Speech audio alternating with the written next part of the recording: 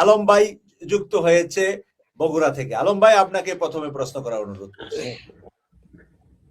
জি মাসুক ভাই, আমার অতিথি স্যারকে সহ যে দর্শকেরা দেখবে সবাইকে আসসালামু আলাইকুম। জি ওয়ালাইকুম সালাম।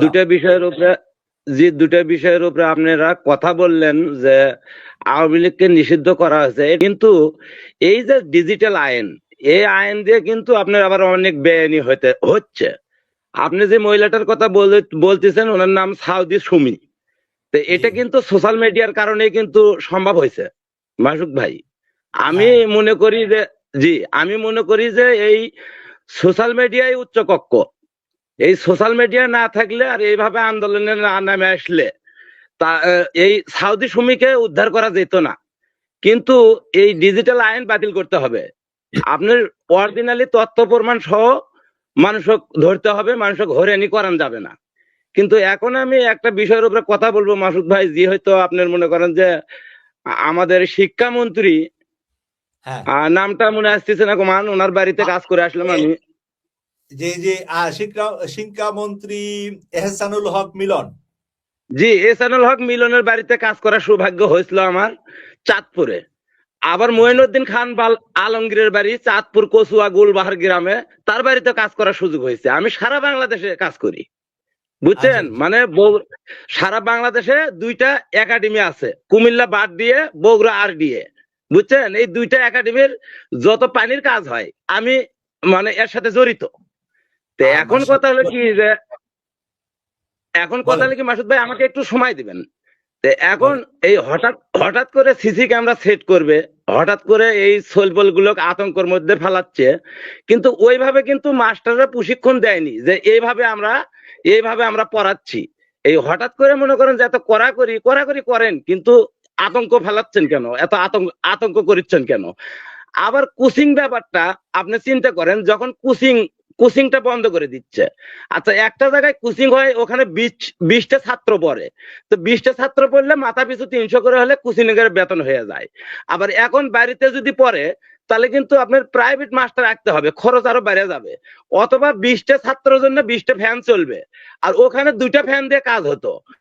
তো এগুলো আপনার মনে করেন যে ওই উনি 2008 সালে যা করছিল সেটার নিয়মের বাইরে এখন এগুলো করতেছে।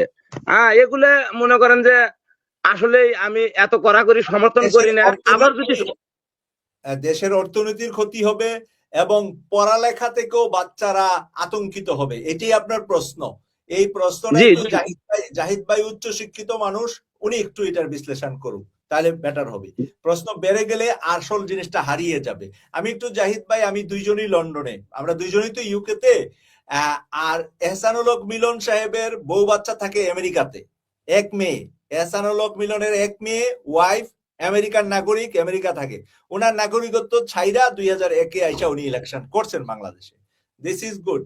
কিন্তু এহসানুল হক মিলন আমেরিকাতে থেকে বাংলাদেশে কোচিং বন্ধ করে দিবে। আমেরিকাতে তো কোচিং জায়েজ, ইউকেতে তো কোচিং জায়েজ, এখানে তো কোচিং সেন্টারে জাহিদ ভাইয়ের ছেলেও পড়ে, আমার ছেলে মেয়েও পড়ে। তো এখন এই ইউকে আমেরিকাতে যেই কোচিং সেন্টার এলাও, কারণ উইক বাচ্চাদেরকে বা কোনো বিশেষ পরীক্ষা দেওয়ার জন্য বাচ্চাদেরকে তৈরি করে কোচিং সেন্টার, সেটা এই দেশে এলাও, বাংলাদেশে এলাও না। বাংলাদেশ কি ওই আমেরিকার ইউকের চাইতে অনেক উপরে নিয়ে যাবে উনি শিক্ষা ব্যবস্থা? কোথায় নিয়ে যাবে? বাংলাদেশ তো 1000 বিশ্ববিদ্যালয়ের ভিতরও একটা বিশ্ববিদ্যালয় নাই। ইউকেতে 2টা আছে টপ 10-এ, আমেরিকাতে 8টা, ইউকেতে 2টা। আমেরিকার ইউকে মিল্লা 10টা টপ 10-এ। তো জাহিদ ভাই বলো, এই বাস্তবতা বাংলাদেশে কতটুকু প্রয়োজন? ধন্যবাদ মাসুক ভাই। আলম ভাইকে ধন্যবাদ, অনেক সুন্দর আসলে আপনি মতামত এবং প্রশ্নটাও তুলেছেন। আসলে কি প্রথম কথা হচ্ছে যে আমি যদি এই যে সিদ্ধান্তের কথা, লেখাপড়া নিয়ে যে সিদ্ধান্ত আসছে বা কোচিং নিয়ে সিদ্ধান্ত আসছে, তারা তো একটা এক্সকিউজ দেখাচ্ছে যে ইলেকট্রিক মানে কারেন্টের সাশ্রয়, বিদ্যুৎ সাশ্রয় এবং আপনার জ্বালানি সাশ্রয় করার জন্য। কিন্তু আমরা তো গতকালকে বোধহয় আমরা খবর পেয়েছি যে পৃথিবীর বিভিন্ন দেশ মানে এই যে যুদ্ধ যে একটা চেস ফায়ারটা হয়েছে, মানে যুদ্ধ স্থিতি। তো এখন আমি দেখলাম আমার শেয়ার মার্কেটে শেয়ার সব আগের মতো চলে আসছে। আমার বেড়েছে। বিদেশে শেয়ার ছিল, ওখানে আমার বিশাল প্রায় 15-16% ডাউন ছিল, আজকে একদিনের ভিতরে 8%-9% চলে আসছে। তার মানে পৃথিবীর বিভিন্ন দেশেই আবার ব্যবস্থা ফিরে আসছে। তেলের দামও আমাদের পড়ে যাবে। 1 টাকা 82 পয়সা আমি ডিজেল কিনেছি 1 পাউন্ড 82 পেন্সে, কিন্তু এটাও দেখা যাবে আগামীকালকে গেলেই, হয়তো আজকে গেলে আমি দেখতাম অনেক কমে গেছে। এদেশের সিস্টেমটা হচ্ছে এরকম, দাম বাড়লে একটা সমস্যা, আবার সমস্যাটা চলে গেলে দাম কমে। কিন্তু দুঃখের বিষয় হচ্ছে বাংলাদেশে দাম একবার বাড়লে আর দাম কমে না। কারণ কি, বাংলাদেশে যারা ব্যবসা করতেছে তারা নিজেদেরকে ব্যবসায়ী বলে, আসলে এরা ব্যবসায়ী না, সবাই চোর। যদিও কথাটা শুনলে অনেক ব্যবসায়ী বন্ধু বান্ধব অনেকেই কষ্ট পাবে, কিন্তু তারা নিজেদের বুকে নিজের হাত দিয়ে যদি দেখে যে সিস্টেমটাই এমন, এই সিস্টেমের ভিতর থেকে তারা চাইলে পারে ভালো কিছু করতে, আবার অনেক ক্ষেত্রে পারেই না, অনেক ক্ষেত্রে সিস্টেমটাই ফুললি করাপ্ট। তো এইরকম জায়গায় আপনার এই যে একবার বিদ্যুতের দাম, সবকিছুর দাম বাড়তেছে বা বাস ভাড়া বাড়তেছে, এটা কমবে কিনা আমার কোনো ওই ব্যাপারে আশা নেই। আমি আসলে এই ব্যাপারে নিরাশ। তো দ্বিতীয় ব্যাপার হচ্ছে যেটা কোচিং বাণিজ্য। কোচিং বাণিজ্য বন্ধ করতে যে উদ্যোগের কথা উনি বলতেছেন, কোচিং বাণিজ্যটা আসলে এটা খুব বড় একটা ম্যাটার না। আমাদের আসলে শিক্ষাকে যদি পরিবর্তন করতে হয়, আর শিক্ষাটাই তো একটা জাতির মেইন। আজকে বাংলাদেশের যে সমস্যা, সমস্ত সমস্যার মূলে কিন্তু শিক্ষা। কারণ আপনি দেখেন যে আপনার সমস্ত ডিসিশন গুলো যেখান থেকে আসে, মন্ত্রণালয়গুলো থেকে, সচিবালয় থেকে, এইসব জায়গায় কারা বসে? শিক্ষিত মানুষগুলো বসে। এরা কি পরিমাণ শিক্ষিত? বাংলাদেশের মুষ্টিমেয় মানুষ। এবং আপনি দেখবেন যে একটা গ্রাম থেকে একজনে এমএ পাস বিএ পাস করে বিসিএস দিয়ে সে একজন ম্যাজিস্ট্রেট অথবা একজন সরকারি আমলা হয়ে সে যখন দেশে যায়, সে নিজেকে রাজার চেয়েও বড় কিছু ভাবে, এবং গ্রামের সবাই তার কাছে আসে, সুপারিশ নিয়ে আসে, সালাম দিতে আসে। তারা নিজেদেরকে একদম পুরো রাজার জমিদারের মতো একটা ভাব চলে আসে। ওই গ্রামে যদি তার মতো আরো 50টা অফিসার থাকতো, আরো যদি ডক্টরেট থাকতো 50টা, আরো যদি 50টা মাস্টার্স থাকতো, ওই লোকটা নিজেকে রাজা রাজা ভাবতে পারতো না। এই যে সমস্যাটা, কারণ আমাদের শিক্ষার হারটা কম, আমাদের দেশে শিক্ষিত মানুষের সংখ্যা কম। আর একটা জিনিস হচ্ছে কি, আমি দেখেছি যেসব মানুষের হতে পারে মেট্রিক পাস, কিন্তু তার বই পড়ার অভ্যাস আছে, সে জানে, সে বিভিন্ন জিনিস পড়ছে। আপনি দেখবেন তার সাথে যখন কথা বলবেন, তার ভিতরে যে ব্যক্তিত্বটা, সে নিজের পায়ের নিচে মাটি পায়, সে বুঝতে পারে। তো আমাদের আলম ভাই আছেন, উনি হ্যাঁ, তো নলেজ রাখেন, এই জন্যই তো উনি এইগুলা বলতে পারছেন, নলেজ ছাড়া তো বলতে পারবেন না। হ্যাঁ অবশ্যই, সেটাই দেখেন। এখন আলম ভাই যে কথা বলবে, আলম ভাইকে যদি কেউ আলম এসে ভাই বুঝাতে কি চায়, বলতে তার কিন্তু চাচ্ছেন? হ্যাঁ, আলম ভাই শেয়ার করেন কি বলতে চাচ্ছেন। জি মাসুক ভাই, এই যে আপনার এখানে যদি কোনো প্রাইমারি স্কুল বা হাই স্কুলের কোনো মানে শিক্ষককে আনতেন আপনি, তাহলে আমি 2টা অঙ্ক দিচ্ছি মাত্র।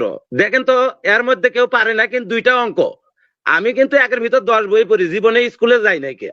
দেখেন তো, এর মধ্যে কেউ পারে না কিন। আমার 15 হেক্টর জমিতে বড় ধান খায় গেছে। 15 হেক্টর সমান কয় বিঘা বা কয় শতাংশ, একটা অঙ্ক। আরেকটা অঙ্ক দিলাম আমি, আমার নদীতে 60 সেন্টিমিটার উঁচে নামা হয়ে পানি আসতেছে, কেউ না জানলে আমি ভেঙে দিব, আমি জানি। আমি এমনকি জানি এই শিশু শিক্ষা বইয়ের মানে 10 মিলিমিটার সমান 1 সেন্টিমিটার, 10 সেন্টিমিটার সমান 1 ডেসিমিটার, 10 ডেসিমিটার সমান 1 দেড় মিটার, 10 দেড় মিটার সমান 1 হেক্টোমিটার, 10 হেক্টোমিটার সমান 1 কিলোমিটার। এমন একটা পয়েন্ট নাই যে আমার থেকে কেউ কোনো মেধাবী মেরে নিবে, সেটা যে কোনো ব্যাপারে। মানে আমি ওর ভিতরেই থাকি। আমি আমার জানাচ্ছি আপনাকে, আমারও এত জানা নাই, বা জানলেও ভুলে গেছি। এটা আলম ভাই ভালো যে আপনি যে ক্লাসে পড়ছেন, আপনি পড়ে পাস করছেন। এগুলো তো ক্লাস জি 3 না, 4 এর বইতেই আপনার আছে যে আমি সিস্টেমটা। স্কুলের বারান্দা চোখে দেখি নাই, আমি এখনো 1-এর ভিতর 10 বই পড়ি, আমি আজমিস্ত্রি কাজ করি।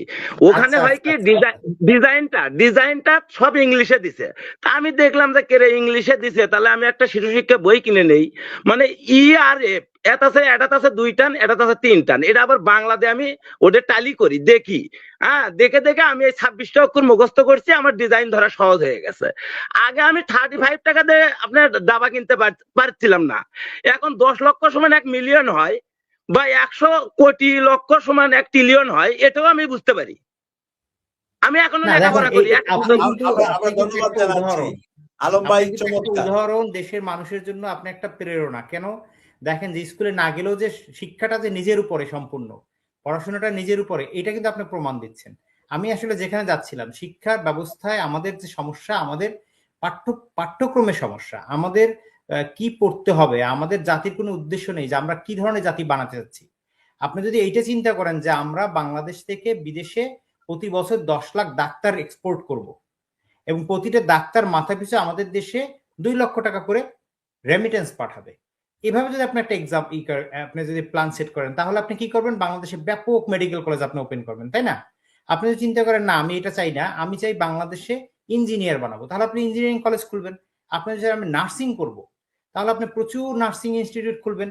অথবা আপনি যদি চান আমি অ্যারিস্টটল বানাবো, বাংলাদেশে ঘরে ঘরে অ্যারিস্টটল হবে, আপনার বড় বড় সক্রেটিস হবে, প্লেটো হবে, এই ধরনের দার্শনিক হবে, গ্রামসি হবে, তাহলে আপনি কি করবেন, বিভিন্ন রকম পিওর সাবজেক্টের উপর আপনার পিএইচডি করার জন্য, থিসিস করার জন্য, সাহিত্য, দর্শন, আপনার এই ধরনের যে আপনার টপিকস গুলো নিয়ে পড়াবেন। তো আপনার বাংলাদেশে এই কাজটা কার? এই কাজটা হচ্ছে শিক্ষা মন্ত্রণালয় অথবা দেশের একদম নীতি নির্ধারক যারা আছে, তারা বাংলাদেশের শিক্ষাতে কিভাবে ডিজাইনটা হবে, কোন কোন টপিকস হবে, এইগুলো জরুরি।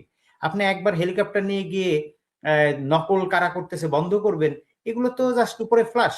আপনি জাস্ট ওই যেমন আপনি রাজমিস্ত্রি কাজ করেন, এখন একটা বিল্ডিং ভাঙা, ভিতরে ক্রাক আছে, আপনি সেগুলো রেখে প্লাস্টার করে পেইন্ট করে বিল্ডিংটা বিক্রি করে দিলেন, বিল্ডিংটা তো 2 দিন পর ভেঙে যাবে। ব্যাপারটা হচ্ছে আমাদের শিক্ষাটা ব্যবস্থাটা হচ্ছে এইরকম। এখন এই যে কোচিং বাণিজ্যের পিছিয়ে তারা দৌড়াচ্ছে, এর চেয়ে বেশি জরুরি বাংলাদেশের প্রাইমারি শিক্ষার দিকে তাকানো। কারণ প্রাইমারি থেকে একটা মানুষের মস্তিষ্ক তৈরি হয়, সে ন্যায় অন্যায় বোঝার চিন্তা করে, তার দর্শনটা তৈরি হয়। সে যদি প্রাইমারিতেই শিখে ফেলে যে আসলে যে কোনো উপায়ে উপার্জন করাটাই জরুরি, আমাদের এই উপার্জনটাই ফলাফলটাই জরুরি, আমাদের কিভাবে করলাম সেটা জরুরি না, তখন কি হয়, এই ছেলেটাই সে মাধ্যমিক উচ্চ মাধ্যমিক শেষ করে বা ইউনিভার্সিটি শেষ করে যখন সে প্রশাসনের বিভিন্ন পর্যায়ে বসবে অথবা প্রাইভেট জবও করবে, সর্বক্ষেত্রে সে দুর্নীতি করতে কোনো বাধা পাবে না। কারণ কি, তার দর্শনটা কি? তার দর্শনটা হচ্ছে যে কোনো উপায়ে টাকা উপার্জন করা। এখন আমরা আমাদের বাচ্চাদের শিখাচ্ছি এ প্লাস পাও, এনিওয়ে এ প্লাস পাওয়ার জন্য তুমি টিচারের সাথে হাসি দাও, অথবা টিচারের কাছে গিয়ে পড়ো, অথবা টিচারকে বাসায় এনে একটু আপ্যায়ন করো, ভালো খাওয়াটাও, তাহলে এ প্লাস হয়ে যাবে। যদি এইটা যদি প্যারেন্টসটা একটা বাচ্চাকে শিখায়, আর সেই বাচ্চা বড় হয়ে একই জিনিস শিখবে। আপনি অন্যদিকে আসেন, যে বাচ্চাটা আমাদের দেশের প্রাইমারিতে, আমি আমার ছোটবেলায় মনে আছে আমার আমার টিচার আমাকে কোলের মধ্যে নিয়ে ঈশ্বরচন্দ্র বিদ্যাসাগরের গল্প শোনাতো। তা আমি ঈশ্বরচন্দ্র বিদ্যাসাগরের মতো হওয়ার জন্য স্বপ্ন দেখতাম। আমাকে আমার টিচার কোলের মধ্যে নিয়ে মাও সত্যের গল্প শোনাতো, আমার বিরুদ্ধে ওই জিনিসগুলো আসছে। আমাকে যদি কোলের মধ্যে নিয়ে রসুল্লাহ সাল্লাহ সাল্লামের গল্প শোনাতো, আমি রসুল্লাহ সাল্লাহ সাল্লামের মতো হওয়ার চিন্তা করতাম। তো ব্যাপারটা হচ্ছে যে প্রাইমারিটা হচ্ছে মানুষের ব্রেন তৈরি হয়, চিন্তা তৈরি হয়, আদর্শ তৈরি হয়, স্বপ্ন তৈরি হয়। এই জায়গা